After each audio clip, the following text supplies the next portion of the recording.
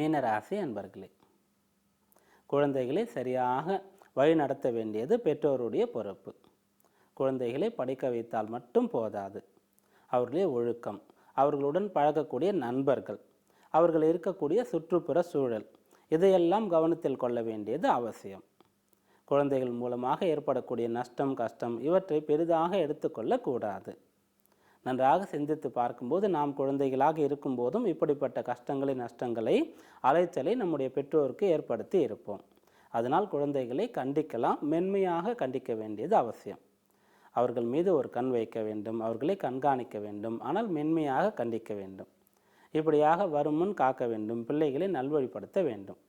உங்களுடைய பெயரும் கெடாமல் நீங்கள் பார்த்து கொள்ள வேண்டியது அவசியம். இப்படி நீங்கள் கவனமாக இருக்கும்போது, உங்கள் மீதும் உங்களுடைய பிள்ளைகள் மீதும் கவனமாக இருக்கும்போது இது சாதகமான நாளாக அமையும். இன்று நீங்கள் வழிபட வேண்டிய தெய்வம் ராமச்சந்திர மூர்த்தி.